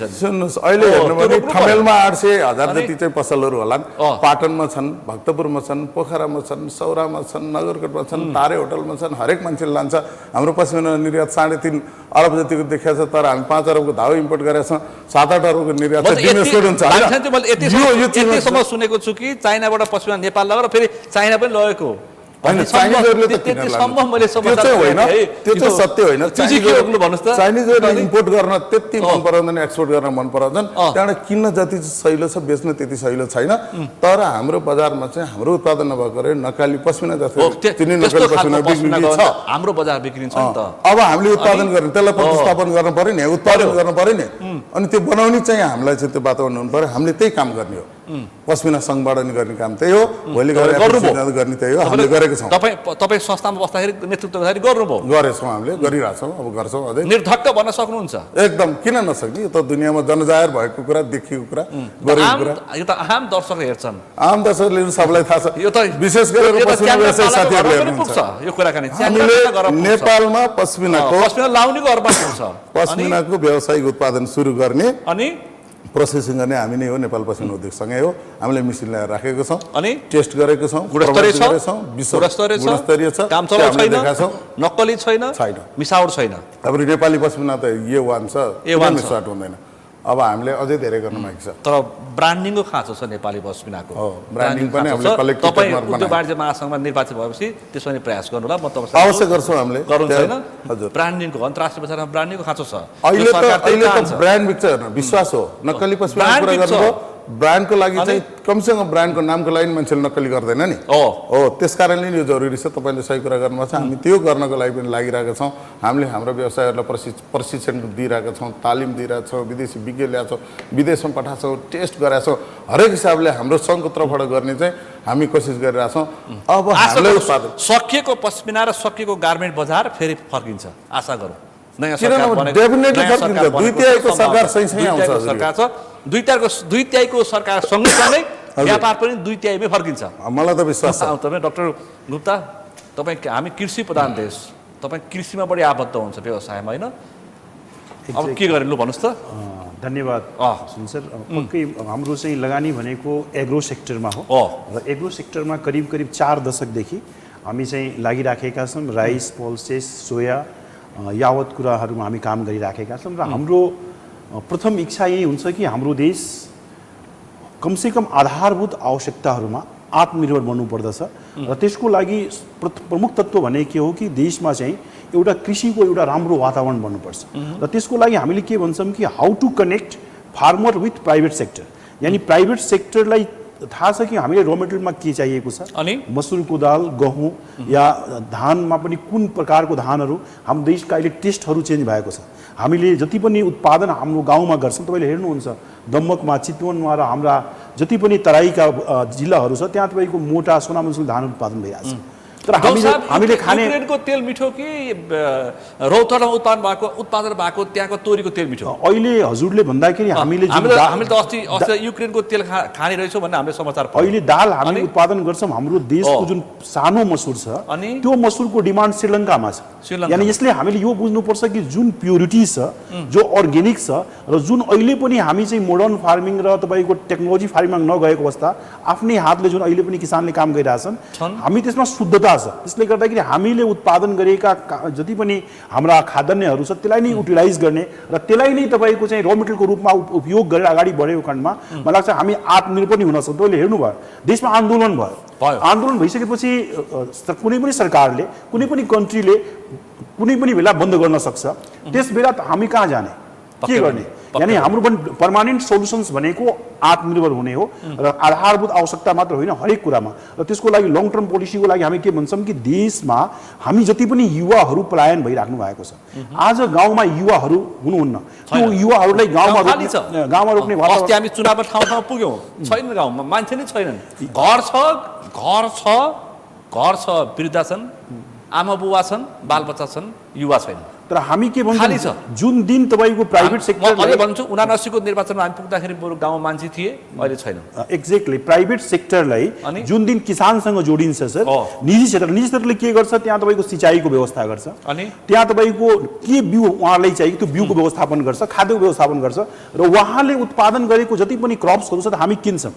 फेरि उहाँले हामी के भन्छौँ भ्यालु एडेड क्रप्सहरू। तपाईँ जसरी आज रातो बासमतीको डिमान्ड त वर्ल्ड वाइड छ नि, आज हाम्रो देहरादुनी बासमतीहरू वर्ल्ड वाइड बिकिरहेको छ। देहरादुनको हाम्रो बोर्डर एरियामा के हामी तपाईँको राइसको लागि एउटा चाहिँ हब बनाउन सक्दैनौँ त? सक्छौँ। हब बनाएर एक्सपोर्ट गर्न सक्छौँ र ठुलो पैसा ल्याउन सक्ने सम्भावनाहरू छ। त्यसको लागि सरकारले तपाईँको ट्याक्स होलिडेजका कुराहरू, इन्डस्ट्रियल इन्सेन्टिभका कुराहरू र ठाउँको पहिचान गरिकन कुन ठाउँमा जसरी हिमालमा आफ्नै विशेषताहरू छ भने त्यहाँका जडीबुटीका कुराहरू छ भने पहाडमा जसरी हाम्रो लामिछाने सरले भन्नुभयो त्यहाँ आफ्नै विशेषता छ, त्यस्तै राणा भट्ट सरले पनि जुन कुराहरू भन्नु एउटा पोलिटिक्स पोलिसी कुराहरू गर्नुभयो, जहाँ जसको विशेषता छ र जहाँ जसको आवश्यकता छ र जहाँ जे हुन सक्छ त्यसको पहिचान गरिकन अगाडि बढेको खण्डमा मलाई लाग्छ कि आर्थिक क्रान्ति आउँछ। भनेपछि माटोको सर्वे गर्नुपर्छ, माटोको सर्वेदेखि लिएर हजुरको के उत्पादन जसरी आज सरले हाम्रा पहाड खाली भइसकेका छन्। सबभन्दा प्रथम हाम्रो मात्रै होइन, सब पहाडको जमिनै खाली छ, अहिले उत्पादनै हुँदैन। र त्यसले जुन युवाहरू पलायन हुनुभएको छ, जब उहाँ तयार हुनुहुन्छ +2 ग्रेजुएसन गरेर देशको सेवा गर्नको लागि उहाँ पलायन हुनुहुन्छ, उहाँको श्रीमती, उहाँको बच्चाहरू, उहाँको बुवा आमा गाउँमा बसेको अवस्था छ या जहाँ पनि बसेको अवस्था छ, उहाँ समस्यामा हुनुहुन्छ। त्यसले गर्दाखेरि सबभन्दा पहिला युवा पलायनलाई रोक्नको लागि, आफ्नै देशमा रोजगारी सृजना गर्नको लागि हामीले खेल्नुपर्ने भूमिकाको लागि हामीले अहिले स्टेबल गभर्मेन्टसँग संवाद गर्ने प्रक्रियाहरू अगाडि बढ्छ। तपाईँहरू निजी क्षेत्रले लामो समयदेखि खोजेको भनेको थाई सरकार पाउनु भएको छ। एक्ज्याक्टली थाई सरकार पाउनु भएको छ, एउटै पार्टीको थाई सरकार। हामीले के हेरेका छौँ सुनिल सर कि जब हामी मन्त्रीज्यूसँग वार्ता गर्न जान्छौँ, हामीले इस्यु राख्छौँ, 3 महिनापछि गएपछि मन्त्री चेन्ज भइसक्यो, सरकार पनि, मन्त्री पनि चेन्ज, सचिव पनि छ, डिजी पनि चेन्ज। त्यसपछि उहाँले हुँदैन, फेरि हामी बुझाउने प्रयास गर्छौँ। शाखा अधिकृत त भेट्नुहुन्न तपाईँले, सरकार परिवर्तन भएपछि। त्यस पश्चात हामी भन्छौँ कि नेक्स्ट भनेको युवा पलायनपछि हाम्रो देशमा हामी भन्छौँ कि we are the second largest hydro power producers in world. हामी भन्छौँ तर आज हामी आत्मनिर्भर छैनौँ विद्युतमा, हामी इन्डस्ट्रीलाई दिन सके। आज पनि लोड सेडिङ भइराखेको अवस्था छ भने म अहिले भर्खरै निर्वाचित हुनुभएका सरकार स्ट्रङ सरकारलाई अपिल गर्न चाहन्छु कि हामी अहिले भएका उद्योग र आम जनतालाई विद्युत दिने वातावरण बनाऊ र त्यसको साथसाथमा भारतसँग हाम्रो ठुलो मार्केट छ। हामी भारतमा निर्यात गर्ने विद्युतको बनाउने बित्तिकै मलाई ठुलो पैसा आउँछ र कहीँ न कहीँ आर्थिक क्रान्ति हुने सम्भावनाहरू हामीले हेरिराखेका छौँ। हामी भर्खरै कृषिको क्षेत्रबाट जीडीपी बढ्न सक्छ, आर्थिक वृद्धि दर बढ्न सक्छ। सर हाम्रो देशमा सम्भावना भएकै देश हो, कृषि पनि छ, हाइड्रो पावर पनि छ र सबभन्दा बढी सम्भावना हामीले हेर्छौँ टुरिज्मको। भर्खरै हाम्रा निर्वाचित प्रधानमन्त्रीले भन्नुभएको छ स्विट्जरल्यान्ड भन्दा पनि राम्रो हाम्रो देश र हामी पुरा बढी मालिका छ र हामीसँग एक से एक यहाँ नाना त्यो हामी पुग्न सकेका छैनौँ। यसलाई हामीले विश्वमा पहिचान गरे। आजैदेखि फेवाताल विस्तारको प्रक्रिया उहाँले सुरु गरिसक्नुभयो डोजर लगाएर। सर म चाहिँ हजुरको चाहिँ फ्रान्समा गएको थिएँ, गेटवे अफ फ्रान्स पनि हेरेँ, तपाईँको गेटवे अफ इन्डिया पनि हेरेँ। के त्योभन्दा कम छ हाम्रो शङ्कराचार्य गेट त? नेपालकै कुरा शङ्कराचार्य गेट वीरगञ्जको म कुरा गर्छु, त्योभन्दा राम्रो गेट बनेको छ। के त्यसलाई हामीले एउटा टुरिस्ट स्थल बनाउन सक्छौँ नि त? जब उहाँहरूले गर्न सक्नुहुन्छ हामी किन नगर्न? त्यसले टुरिज्मको लागि। र अर्को जो टुरिस्टहरू विश्वबाट या भारतवर्षबाट, आज पनि भारतवर्षबाट धेरै टुरिस्टहरू आउनुहुन्छ, त्यो टुरिस्टलाई एउटा फ्रेन्डली वातावरण कसरी नदिने? भन्नुभयो भने एग्रो टुरिज्मको कतिको सम्भावना छ? एग्रो टुरिज्म, त्यसपछि हजुरको चाहिँ एग्रो टुरिज्म, एजुकेसन टुरिज्म अनि मेडिकल टुरिज्म, यो सबैको छ। जसरी आज वीरगञ्जमा तपाईँको एउटा मेडिकल कलेज छ, बच्चाहरू कहाँको पढेछन् भने काश्मीर बच्चाहरू पढिराखेका छन्। अनि एग्रोको अवस्था हामी कुरा गर्दाखेरि जसरी तपाईँको अहिले 17.5 किलोमिटरको ओपन बोर्डर छ, अहिले पनि नेपालका भएका बोर्डरहरू बिहारका पूर्वी चम्पारण पश्चिमी चम्पारणको जुन ठाउँहरू छ त्यो डेभलप हुन सकेको छैन। हामीले त्यहाँ तपाईँको जति पनि फसलहरू भ्यालुडेड क्रप्स उत्पादन गरेर मजाले बिहारको हरेक ठाउँमा, युपीको बिहारको हरेक ठाउँमा हामी पठाउन सक्छौँ र त्यहाँबाट हामी चाहिँ डलरहरू या इन्डियन करेन्सीहरूमा आउन सक्ने सम्भावनाहरू छ। तर त्यसको लागि त्यो सोच हामी भन्छौँ ह्याप्पी बोर्डर गरौँ न त। ह्याप्पी बोर्डर भन्ने के त? आज 17.5 किलोमिटरको ओपन बोर्डर र त्यहाँ हामी बारम्बार के कुरा हुन्छ भने तस्करीको कुरा हुन्छ। त्यो तस्करी किन भइरहेछ त? कारण के हो भने त्यो सेक्टरका जति पनि युवाहरू हुनुहुन्छ उहाँलाई एजुकेसनको स्थिति छैन। उहाँ 5 क्लास 7 क्लास गरिसकेपछि उहाँ चाहिँ अर्को बाटोमा लाग्नुहुन्छ। हामीलाई लाग्छ कि त्यो यसले ह्याप्पी बोर्डरको रूपमा डेभलप गरेर उहाँले पाउनुपर्ने शिक्षा, उहाँले पाउनुपर्ने हरेक कुराहरूको हामीले व्यवस्था गरेको खण्डमा उहाँहरू पनि लोक सेवा दिनुहुन्छ। उहाँ पनि नेपालको घरीमा उहाँ पनि हरेक ठाउँमा आउनुहुन्छ। त्यसले त्यो एरिया डेभलप गरेर र त्यो एरियाको कृषि आदान प्रदान गर्ने कुराहरू र तपाईँको टुरिस्टलाई ल्याउने कुराहरूमा चाहिँ हामी अगाडि बढ्नुपर्छ। र टुरिस्टमा अहिले पनि धेरै समस्या छ। जसरी अहिले टिकट्सहरूमा भ्याटको कुरा छ, तपाईँको र मेटेरियलहरू जति पनि छ, हामी भन्छौँ कि आधारभूत आवश्यकताहरू भ्यालु जति पनि ट्याक्सको रेटहरू छ त्यो तपाईँको मल्टी भ्याट गरौँ न त। ट्याक्सको रेटलाई हामी घटाउँ न त। नम्बर अफ प्यान होल्डर बढाउँ न त। हामी तपाईँको लिमिटेड प्यान होल्डरसँग हामीले ट्याक्स असुल गरिराखेका छौँ भने हामी म्याक्सिमम व्यक्तिलाई ट्याक्सको नेटमा ल्याएको खण्डमा ट्याक्सको भार पनि कम हुन्छ र देशलाई बढीभन्दा बढी ट्याक्स पाउँछ। जति पनि तपाईँको यो अहिले पनि इलिगल ट्रेडहरू भयो, त्यो इलिगल ट्रेडलाई कम्प्लिटली जबसम्म हाम्रो देशमा इलिगल ट्रेड क्लोज हुँदैन देशको विकास हुनै सक्दैन। हामी भन्छौँ उद्गम बिन्दु हो इलिगल ट्रेडबाट सबै उद्योगहरू जति पनि हाम्रा देशका स्वदेशी उद्योगहरू छ त्यो पीडित छन्। त्यो चामल होस्, दाल होस्, मैदा होस्, जे पनि होस्, चिनी होस्, सबै पीडित छन्। त्यसले गर्दाखेरि इलिगल ट्रेडलाई रोक्नको लागि भारतसँग हाम्रो रोटीभिटीको सम्बन्ध छ। त्यो सम्बन्धलाई हामी स्वीकार गर्छौँ। तर तपाईँको टेक्निकली त्यसलाई कसरी स्ट्रङ गर्नुपर्छ त्यसतर्फ पनि अगाडि बढ्नुपर्छ। जबसम्म त्यो बन्द हुँदैन तबसम्म देशको विकास हुन सक्ने सम्भावनाहरू एकदमै। अघिल्लो पटक रवि लामिछाने 42 दिन गृहमन्त्री हुँदाखेरि दाना व्यवसायी र चल्ला व्यवसायी तथा कुखुरा व्यवसायीले स्वागत गरेका थिए उहाँलाई, किनकि उहाँले चोरी निकासीमा टाइट गरिदिनु भयो। यो हजुरले धेरै राम्रो प्रश्न, त्यो त बहसै भएको थियो। चितवनका कृषकहरूले त उहाँलाई सम्मानै गरेका थिए। हजुरको हामी भन्छ केही पनि नगर्दै हुनेछ, एउटा काम गर्दै हुनेछ। गृहमन्त्री बन्नेले अपेक्षा नराख्दै पुग्दो रहेछ। हजुरले जुन कुरा राख्नुभयो अपेक्षा भनेको अपेक्षा यो यसलाई सपोर्ट हुने गरी म भन्छ हामी चाहिँ खाद्यान्न व्यवसायी राइस इन्डस्ट्रिज, हाम्रो चामल कहिले पनि बोर्डर एरियामा बिकेको थिएन। जब हाम्रो उहाँ चाहिँ गृहमन्त्री हुनुभयो, रवि लामिछाने सर गृहमन्त्री हुनुभयो, हरेक बोर्डरका ट्रेडर्सहरूले हामीले फोन गर्न थाल्यो, सर चामल चाहिन्छ, दाल चाहिन्छ, मैदा चाहिन्छ। आजसम्म कसैले, त्यसपछि उहाँ गृहमन्त्री सकेपछि फेरि बन्द भयो। यसको मतलब के हो कि बोर्डरको समर्थन गरेको होइन, नेतृत्वको गरेको बेलामा पाएको उपलब्धिको चर्चा मात्रै गरेका हौँ हामीले। यसको मतलब हामीले के छ भने चितवनका कृषकहरूले, चितवनका व्यवसायीले उहाँलाई भव्य स्वागत गरेका थिए। अनि भनेपछि नाकामा भन्सारमा अलिकता लोभ नगर्दाखेरि, राज्य सत्ता नबस्नेले त्यति लोभ नगर्दाखेरि कति फरक पर्दो रहेछ। यसको मतलब हामीले के बुझेको छ भने जो व्यक्ति जहाँ हुनुहुन्छ, जुन पोस्टमा हुनुहुन्छ, मन्त्रीमण्डल उहाँले राख्नु भएको छ, डिजी हुनुहुन्छ, उहाँले सबभन्दा प्रथम भनेको दायित्व भनेको इमान्दारी, भिजिलेन्स उहाँको क्लियर हुनु पर्यो कि उहाँ कहाँ आउनु भएको छ र देश विकास गर्नको लागि उहाँले के गर्नुपर्छ भन्ने कुराहरू मलाई लाग्छ कि भर्खरै हाम्रो जति पनि सांसदहरू हुनुहुन्छ उहाँको चाहिँ त्यहाँ क्लासेसहरू पनि भएको छ, उहाँलाई जानकारी पनि गराइएको छ।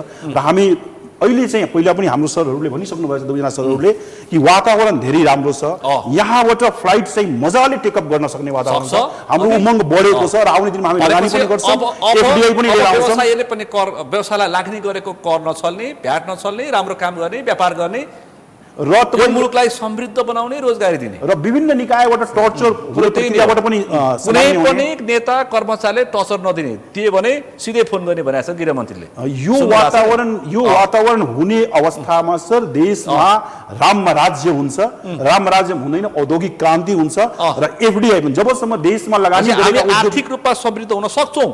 एक्ज्याक्टली त्यसको लागि प्रथम बुन्दा के हो भने कि नेपालका उद्योगीहरू सबभन्दा पहिला सन्तुष्ट हुनु पर्यो। उहाँले यो भन्नु पर्यो कि हामी सन्तुष्ट छौँ, उद्योगी व्यवसायी त्यसपछि मात्र एफडीआईहरू आउँछ। उद्योगी व्यवसाय भनेको तस्कर पनि होइन, बिचौलिया पनि होइन। त्यो खालको भाषा एक थरी मान्छेले स्थापित गर्न खोजिरहेको छ नि। उद्योगी व्यवसाय भनेको तस्करी, बिचौलिया, यस्तो कर छली, भ्याट छली, यस्तै हामी सर के भन्छ, खालको बनाइएको छ। हामी सर के भन्छ, त्यसको अन्त्य होस्। जो व्यक्ति इलिगल ट्रेड गर्छ त्यो तपाईको उद्योगी व्यापारी होइन। जो व्यक्तिले तपाईको बिचौलिया काम गर्छ त्यो उद्योगी व्यापारी होइन। जो व्यक्तिले तपाईको नन फाइलर हुन् उनीहरू व्यापारी र उद्योगी भित्र पर्दैनन्। र जो व्यक्ति व्यापार गरेर पनि आजसम्म प्यान लिएको छैनन्, भ्याट लिएको छैनन्, त्यो पनि व्यापारी भित्र पर्दैन। त्यस्ता व्यक्तिहरूलाई चाहिँ नेटमा ल्याउनु पर्यो र नेटमा ल्याएर राजस्व सोध्न आउँछ। ती सबै तस्कर र बिचौलिया हुन्, तिनीहरू व्यापारी होइनन्। एकदम हामीलाई एउटा म तपाईँलाई इक्जाम्पल दिइहालौँ। नेपालमा हाम्रो चाहिँ हिमाली भेगमा पुरै चाहिँ च्याङ्राको चाहिँ भुवाहरू र उनहरू हुन्छ, हामी आयात गरिरहेको छौँ। हाम्रो पैसा हामी यस्तो व्यक्ति हो, म भन्दा नि हामी समूहले काम गरेको मुस्ताङमा गएर एकै ठाउँमा 1,27,00,000 भुवा कोभिड पछि गएर हामीले किन्यौँ। एकै ठाउँमा चराङ भन्ने ठाउँमा एकै ठाउँमा गएर हामीले त्यो भुवा किन्यौँ, च्याङ्राको भुवा किन्यौँ हामीले। त्यो चाहिँ NLSF Nepal livestock innovation sector project world ब्याङ्कले चाहिँ दुध र मासुमा आत्मनिर्भर बन्ने, मासु उत्पादन गर्दा च्याङ्राको नि मासु आउँछ, पश्मिनालाई पनि लिने भनेर हामीलाई चाहिँ तपाईँहरूलाई सपोर्ट गर्छु त्यो भुवा किन्नु भन्नुभएपछि हाम्रो भुवा त त्यो खुल्ला बोर्डरबाट उता पारी जाने रहेछ। कोभिडको बेलामा चाइनिजले कसैलाई छिर्न दिएन, हाम्रो भुवा रोक्यो। तपाईँको क्षेत्रमा तस्करी त होला नि फेरि, पछि होला नि होइन, त्यतिखेर जान सकेन छन्। अनि हामीले चाहिँ यहाँ वाणिज्य मन्त्रालयबाट चाहिँ चिठी लेखेर गृहलाई लेखेर चाहिँ यो कुनै पनि यो भुवाहरू हाम्रो चाहिँ बाहिर नजाओस्, चाइना नजाओस् भनेर लेखेपछि त्यो गाउँ त सानो हुँदो रहेछ, एउटा चिठीले काम गर्दो रहेछ, हामीले त्यो रोक्यौँ। अब यदि हाम्रो भुवा चाहिँ पारिपट्टि गएको भए हाम्रो भुवा चाहिँ 2,000 रुपियाँ किलोमा टिबेटतिर जान्थ्यो कच्चा भुवा, अनि हामीले 20,000 रुपियाँ किलोमा चाहिँ त्यो प्रशोधन गरेको चाइनाबाट किन्नु पर्थ्यो। देशलाई कत्रो घाटा हुन्छ तस्करी हुँदाखेरि। यो तपाईँको यसरी चाहिँ चोरी पैठारी अथवा निर्यात हुँदाखेरि। असाध्यै उहाँले सुबोधजीले भन्नुभएको कुरा एकदमै ठिक हो। यो लिकेजहरूलाई छ नि अहिलेको सरकारले यो हामीले चिन्नु पर्यो, यसलाई रोक्नु पर्यो, ताकि हामीले भनेपछि तपाईँ दुवैजना आउनुपर्ने छ यसपटक। एकदमै जरुरी। हाम्रो माथिको बोर्डरमा हाम्रो हिमालमा त हाम्रो टेकै छैन। विषय उठान गर्नको लागि तपाईँको आवश्यकता यसमा एउटा कुरा के थप्न चाहन्छु सर, हाम्रो निजी क्षेत्रको चुनाव भनेको एकदमै यस्तो चुनाव हो जो कि हामी एक अर्कामा सामिप्यता छ र म जित्नुपर्छ उहाँ जित्नुपर्छ भन्दा पनि जति पनि क्यान्डिडेटहरू लडिराख्नु भएको छ सेक्टरको पनि कुरा हरेक सेक्टरको साथीहरू डाइनामिक हुनुहुन्छ, उहाँभित्र प्रतिभा छ। किनभने कुनै न कुनै सेक्टरको अध्यक्षता गरेर र आफूलाई सम्पन्न गरेर आउनु भएको, त्यसले गर्दाखेरि प्रश्नवाचक छिन् कुनै पनि साथी भाइमा छैन। अब यहाँ रह्यो कि चुनाव छ भने कोही न व्यक्ति यो त sportsmanship we are in the same boat. हामी कहिले पनि बराबर हो। हामी र फेरि उहाँ जितेको खण्डमा सुबोध गुप्ता जे भएको उहाँलाई एउटा सपोर्टिङ सल्लाहकारको रूपमा जान्छन् र जिते भने उहाँलाई सपोर्टिङ र सल्लाहकारको रूपमा हामी काम गर्छौँ। यानि हामी प्रतिस्पर्धी होइनौँ। र म के भन्न चाहन्छु भने त्यसकारण प्यानल नबनाइकन यो खालको रस्साकसी नगरिकन र होइन सुनिल, हामी सबै हाम्रो सेक्टरको कन्ट्रिब्युसन गर्न आएको, हामी जिते पनि नजिते नि कन्ट्रिब्युसन गर्ने हाम्रो काम त गर्नुपर्छ। आजसम्म पनि गरेकै हो सर, आजसम्म गरेकै हो। हाम्रो व्यवसाय गर्ने, जिते पनि हारे पनि व्यवसाय गर्ने, मुलुकमा रोजगारी दिने र आफ्नो क्षेत्रको समृद्धि ल्याउने। जति पनि हाम्रो नेताहरू अहिले एफएनसीसीआईमा हुनुहुन्छ, उपाध्यक्षको क्यान्डिडेट हुनुहुन्छ, पक्कै पनि नरेश लाल श्रेष्ठ सर हुनुहुन्छ या शिव देवेन्द्र सर हुनुहुन्छ या कमला दिदी हुनुहुन्छ अथवा हेमराज सर अगाडि बढ्नुभएछ या यावत 5-7 जना साथीहरूको नाम आउँछ। ऑल आर क्यापेबल, सबै क्यापेबल व्यक्तिहरू हुन्। सबै 101 हुनुहुन्छ, सबै 101 खराब भएको होइन, आफ्नो क्षेत्रमा 101 तर आउने व्यक्ति एकजना हुनुहुन्छ जो आउनुहुन्छ त्यसको साथमा सबै साथीहरूले काम गर्ने वातावरण बन्नुपर्छ। पक्कै नै गएको फागुन 21 को निर्वाचनमा केपी ओली हार्नुभयो, बालन शाह आउनुभयो। चुनाव भनेको त्यही हो। राणा पार्जु 72 लाखको तपाईँ नेतृत्व गर्नुहुन्छ होइन पुँजी बजारको। एकदमै अब यस्तो छ, अब 75 लाख इन्भेस्टर भन्यो भने पनि अब यो काहीँ न काहीँ यिनै उद्योग व्यवसायी यिनीहरूले खोलेका कम्पनीमा सेयर राखेर चाहिँ हामी इन्भेस्टर बनेको होइन। हामीले अब यो नयाँ सरकार आइसकेपछि जुन आर्थिक क्रान्ति भनिरहेछौँ, आर्थिक क्रान्ति गर्नको लागि हामीलाई सबैभन्दा पहिलो के चाहियो? पोलिसी चाहियो, पक्कै पनि स्टेबल पोलिसी। चाहिएकै सायद त्यो पोलिसी हो। अब पाइएला चाहिएकै पोलिसी हो। स्टेबल गभर्मेन्ट 5 वर्षको लागि लगभग 2/3 स्टेबल गभर्मेन्ट आइसक्यो। त्यसपछि चाहिने भनेको पैसाको लागि राष्ट्र ब्याङ्कसँग अहिले पैसा होइन। ब्याज दर हेऱ्यो भने अहिलेसम्मको सबैभन्दा सस्तो ब्याज दरमा तपाईँले पैसा पाइराख्नु भएको छ।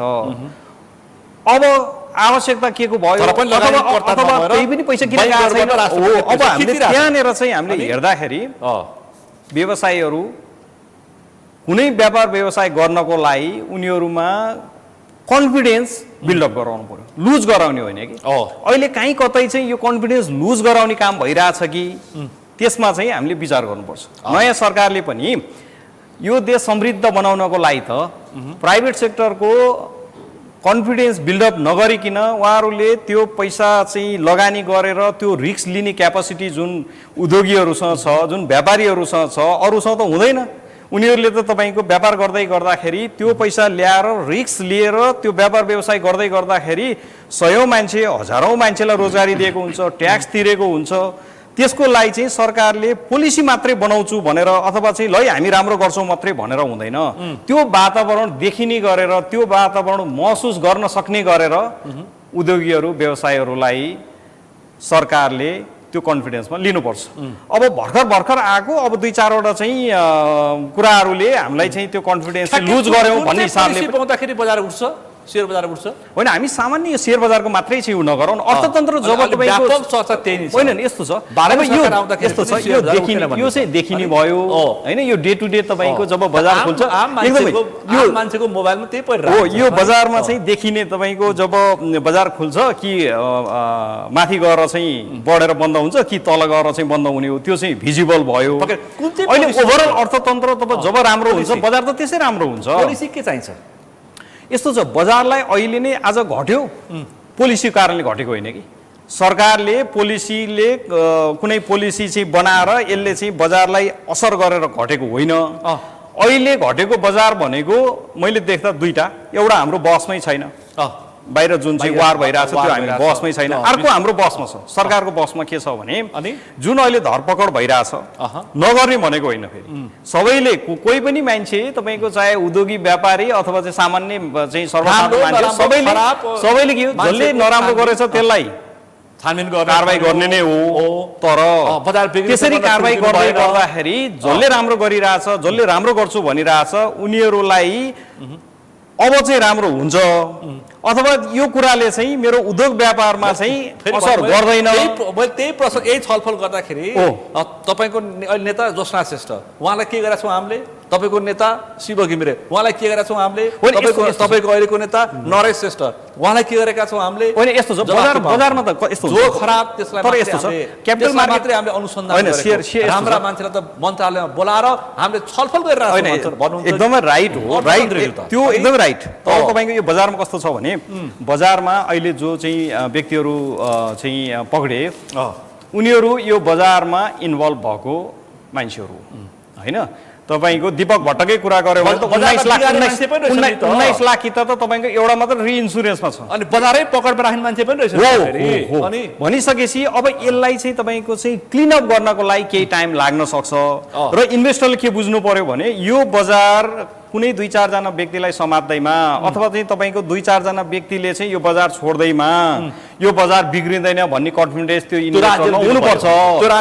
त्यो कसले बिल्डअप गराउने हो भने त्यो राज्यले बिल्डअप गराउने हो। तपाईँले अहिले जे कुरा गर्नुभयो यो हुँदैछ अथवा चाहिँ सरकारले यसरी लिइरहेछ, छलफल गरिरहेछ भन्दै गर्दा राज्यले के भन्नु पर्यो भने हामीले यो समातेको भनेको जसले तलमाथि गरिरहेछ अहिले जो खराब छ उसलाई हो, जो राम्रो छ तपाईँहरू चाहिँ खुलेर लगानी गर्नुहोस् होइन। यो क्यापिटल मार्केट हामी नजिकबाट हेरिरहेछौँ। हाम्रो उद्देश्य चाहिँ साना लगानीकर्ता आएर फसिउन् भन्ने होइन र यसको लागि चाहिँ हामीले पोलिसीमा तुरुन्तै काम गरिरहेछौँ। पोलिसीमा चाहिँ तत्काल गरेर बजार बढ्छ भने पनि गरिरहेछौँ। छलफल गर्दाखेरि पनि मुलुकको अर्थतन्त्र अहिले ठिकै अवस्थामा छ। बाह्य जो विनिमय सञ्चित रकम राम्रै छ देखिन्छ, त्यो सँगै समग्र आर्थिक अवस्थाले एकल सरकार अथवा स्थायी सरकारको खाँचो महसुस गरेको छ त्यो पाइसकेका छ र त्यो सँगै अहिले रासो र आन्तरिक आय पुँजीतर्फ खर्च पनि राम्रै देखिन्छ। अहिलेको अवस्था हेर्दाखेरि ठिकै खालको बजार अथवा ठिकै खालको अर्थतन्त्र माथि टेकेर बालन नेतृत्वको सरकार सिंहदरबार छिरेको छ। अपेक्षा राखौँ केही समय। म अन्तिममा छु, अन्तिममा के भन्न चाहन्छु लामछेनज्यू? अब एफएनसीसीआईको आसन्न निर्वाचनको एउटा चाहिँ सङ्घारमा पूर्व सन्ध्यामा पारेर यो छलफल ल्याउनु भएको छ। निजी क्षेत्रमा कस्ता मान्छेहरू उठिरहेछन्, यिनका इस्युहरू के छन् र हाम्रा भोटर अथवा तमाम जनता अथवा सरकारले सुन्नुपर्छ। यो कुराहरू राखेको वास्तवमा त्यहाँ गएर परिवर्तन ल्याउने हो भने साँच्चै आफ्नो अनुभव हुनु पर्यो, निखारीको मान्छे आउनु पर्यो भन्ने हो। बेस्ट अफ द बेस्ट मान्छे आउनुपर्छ। यो छैन कि मै आउनुपर्छ भन्ने हन्थाप नहोस्, किन धेरैजना मान्छेहरू हुनुहुन्छ। हाम्रा चाहिँ लिडरहरू सबै श्रद्धेय लिडर हुन्छ, कार्यका व्यक्तित्व हुन्छ। व्यक्तिगत रूपमा हामी राजनीति गर्ने मान्छे होइन, निजी क्षेत्र कर्म गर्ने मान्छेहरू हो। अब मलाई चाहिँ के लागिरहेको भने अञ्जन श्रेष्ठ चाहिँ अध्यक्ष हुँदै हुनुहुन्छ, उहाँ निर्वाध रूपमा अध्यक्ष हुनुहुन्छ। उहाँको प्यानलले समर्थन गरेको शिवदाई हुन त अध्यक्षले सबैलाई समर्थन गर्नु नै पर्छ अन्ततगत। तर उहाँले गरेको चाहिँ एउटा प्यानलबाट चाहिँ म आफूले चाहिँ उभिरहँदाखेरि चाहिँ यो 20-30 वर्षदेखि हामी पिल्सेर बसेको हाम्रो क्षेत्रको जुन समस्याहरू छ नि, यसलाई त्यो छाता सङ्गठनमा गएर केही न केही राज्यको लागि गर्नु भन्ने कुरा एउटै चाहिँ अर्जुन दृष्टि यो मुलुकमा पश्चिमाले पनि ठुलो व्यापार दिन सक्छ, गर्न सक्छ। बजारमा नाम त्यही नै हो। तपाईँहरूको टेलिभिजनको तेस्रो आँखा त्यहाँ लेख्नु भएको छ। तपाईँहरूको यो हामीले भन्ने छ तेस्रो आँखाले त्यही कुरा देखोस्, त्यो सबै ठाउँ सन्देश पुगोस् र हामीलाई यहाँ उभिने मौका दिनुभएको छ। त्यसको लागि तपाईँको वस्तुगत तर्फको उम्मेदवारी। हजुर डाक्टर गुप्ता, अन्तिममा के भन्नुहुन्छ? सबभन्दा प्रथम त सगरमाथा टिभीलाई म धन्यवाद दिन चाहन्छु कि तपाईँले यो प्लेटफर्म दिनुभयो मेरो कुराहरू राख्नको लागि, निजी क्षेत्रका इस्युहरूलाई राष्ट्रिय इस्यु बनाउनको लागि जुन प्लेटफर्म दिनुभएको छ यसको लागि मुरी धन्यवाद दिन चाहन्छु। नम्बर 2, अहिले नेपाल उद्योग वाणिज्य महासङ्घ जो कि राजनीति पार्टी पछि सबभन्दा देशको ठुलो सञ्जाल हो र यो सञ्जालले को इलेक्सन हुनु भनेको ठुलो कुरा हो र हाम्रो अहिले आम 60औं निर्वाचनमा मलाई लाग्छ कि निर्वाचन पनि हो र हामीले विधान संशोधन गरिकन धेरै कुराहरू सुधार पनि गरेका छौँ। 3 वर्षको कार्यकाललाई 2 वर्ष ल्याएका छौँ।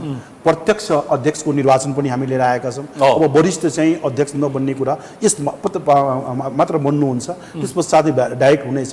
धेरै यस्ता कुराहरू सिधै अध्यक्ष चुन्छ यानि महासङ्घमा धेरै सुधार लिएर आएका छौँ र अहिले हामीले के भन्न चाहन्छौँ भने जुन पनि टिम बनेको छ यो सम्पूर्ण टिम भनेको अञ्जन श्रेष्ठजी निर्वाध अध्यक्ष हो। उहाँ चाहिँ चुनाव लड्ने व्यक्ति होइन, उहाँ जो आए तापनि उहाँ नै अध्यक्ष हुने हो। त्यसले गर्दाखेरि वो जति पनि व्यक्ति जितेर आउनुहुन्छ सबै अञ्जन श्रेष्ठजीकै व्यक्ति आउनुहुन्छ, हाम्रो आदरणीय अध्यक्षजीको। त्यसले गर्दाखेरि आदरणीय अध्यक्षजीकै हामी सबैको टिम उहाँकै टिम हो र उहाँले यसरी बुझ्नुपर्छ कि मेरो टिम यो उसको टिम भन्दा पनि all are the team of the Anjan Shrestha sir र उहाँले सम्पूर्ण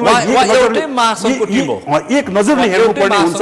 जति प्यारो उहाँ लामिछाने सर हुनुहुन्छ त्यति प्यारो सुबोध गुप्ता, त्यसरी हाम्रो राणा भट्ट हुनुहुन्छ र म अनुरोध गर्न चाहन्छु सरले भनेअनुसार जो व्यक्ति क्यापेबल हुनुहुन्छ, जो व्यक्तिलाई महासङ्घको आवश्यकता छ त्यस्तो व्यक्ति पुग्नु पर्दछ। जो व्यक्तिले महासङ्घ र सरकारसँग पुलको काम गर्न सक्छ, जो व्यक्तिले महासङ्घ र सरकारसँग विषय एजेन्डा उठाउन सक्छ त्यो मान्छेलाई पठाउनु पर्छ। एक्ज्याक्टली हाम्रो जसरी अनुभवको हिसाबमा हाम्रो चाहिँ हेमराज ढकाल सर, नरेश लाल श्रेष्ठ सर, कमला दिदी लगायत सम्पूर्ण साथीहरू हामी आज पनि हाम्रो चन्द्रप्रसाद ढकाल सरको रेस्पेक्ट गर्छौँ, अञ्जन श्रेष्ठको रेस्पेक्ट गर्छौँ, श्रीकृष्ण सरको रेस्पेक्ट गर्छौँ, ज्योत्सनाजीको रेस्पेक्ट गर्छौँ। अल आर हाम्रो लागि रेस्पेक्टेड हो र सम्पूर्णको हामी सबै उहाँको लागि काम गर्ने हो, देशको लागि काम गर्ने हो, आर्थिक क्रान्तिको लागि काम गर्ने हो। धन्यवाद सर। आर्थिक क्रान्ति गर्ने हो, देश बदलिएको छ, स्थायी सरकार आएको छ, अब महासङ्घले नयाँ नेतृत्व पाउँछ, आर्थिक क्रान्ति नयाँ नेपालमा नयाँ निजी क्रान्ति ल्याउने हो। हरेक क्षेत्रमा मुलुकको हरेक क्षेत्रमा क्रान्ति ल्याउने हो, कृषि क्रान्ति गर्ने हो, आर्थिक क्रान्ति विश्वले पहिचान गर्ने गरी निजी क्षेत्रको व्यवस्था हाम्रो नेपालमा हामी गर्छौँ र एफडीआई खुलेर देशमा आउने वातावरण पनि हो। नेपालमा लगानी भित्रिने वातावरण पनि अब बन्छ, अपेक्षा राखौँ। त्यसको लागि नै सरकारले त्यो खालको पहल गर्नुपर्छ। अन्तिममा राणा भारती के भन्नुहुन्छ? अब यो निर्वाचनको पूर्व सन्ध्यामा कार्यक्रम भएको हिसाबले चाहिँ अघि नै उहाँहरूले भनिसक्नुभयो। अब सबै भोटरहरू जसले भोट हाल्न आउनुहुन्छ उहाँहरूले स्वविवेकले यो मान्छे आवश्यक छ महासङ्घलाई अथवा यसले गर्न सक्छ भनेर उहाँहरू डिसिजन गर्न सक्ने अवस्था इन्डिभिजुअली म आफूलाई भोट मागिनँ। तपाईँ यदि महासँग जानुभयो भने पुँजी बजार उठ्छ कि होइन उठ्दैन? एकदमै पुँजी बजारको कुरो पुँजी त्यहाँ बजार छ मात्र नि। होइन हामी त तपाईँको पुँजी बजार भनेर यो मार्केटमा उहाँहरूका जति पनि कम्पनीहरू छन् त्यो सबै टच हुने ठाउँ हो त्यो अनि र त्यहाँबाट चाहिँ तपाईँको पोलिसीका कुराहरूमा चाहिँ पुलिसका कुरा उठ्नु पर्यो, सेटिङका कुरा एकदमै। उठ्नु पर्यो, हो, पात्रका हो। कुरा अब- उठ्नु पर्यो, अब तपाईँको- मनोबल बढ्नु पर्यो, लगानीकर्ता भित्र पर्यो। एकदमै। अनि त्यसको लागि चाहिँ जसले चाहिँ गर्न सक्छ अनि त्यसलाई चाहिँ भोट हाल्ने हो। पक्कै पनि। इन्डिभिजुअली हामी भोट चाहिँ माग्दैनौँ। पक्कै र पनि। दोस्रो चाहिँ तपाईँको अब यो यस्तो बेलामा तपाईँले यो प्रोग्राम राख्नु भएको छ, बजार एकदमै घटेको म बजारको चाहिँ पक्कै पनि। हिसाबले यहाँ आएको उपस्थित भएको हिसाबले पनि बजार घट्दै गर्दाखेरि मैले फेरि रिपिट गरेँ अघिको कुरा, यसलाई अपर्च्युनिटी रूपमा लिनुहोस्। हामी हजुर, लामो निराश सरकार त 5 वर्षको लागि आइरहेछ भने तपाईँ 5 दिन नहेर्नुहोस्। अब घट्दाखेरि चाहिँ पेनिक हुने काम चाहिँ नगरौँ। पेनिक हुँदै गर्दाखेरि कहिलेकाहीँ चाहिँ कस्तो हुन्छ, तपाईँ पेनिक भएर सेल गर्दै गर्दा त्यसको अपर्च्युनिटी अर्काले लिन सक्छ। धैर्य राख्नुपर्छ घटेको बेलामा चाहिँ, अनि? र बजार जहिले पनि घटिराख्दैन। अब यी केसहरूले सर्टेन टाइम चाहिँ तपाईँको बजारलाई डिस्टर्ब गर्न सक्छ। साह्रै सेन्सिटिभ मार्केट हो र सरकारले पनि बजारलाई भनेर मात्रै पोलिसी बनाउने, बजारलाई हेरेर मात्रै चाहिँ कामहरू गर्ने भन्ने कुरा नहोला। तर बजार देखिने ठाउँ हो। बजार के भइरहेछ भन्ने कुराले चाहिँ ओभरअल अर्थतन्त्रका विङ्सहरूलाई चाहिँ त्यहाँ रिफ्लेक्ट गराउँछ। त्यो कुरालाई चाहिँ सरकारले अलिकति गम्भीरतापूर्वक चाहिँ लिनुपर्छ।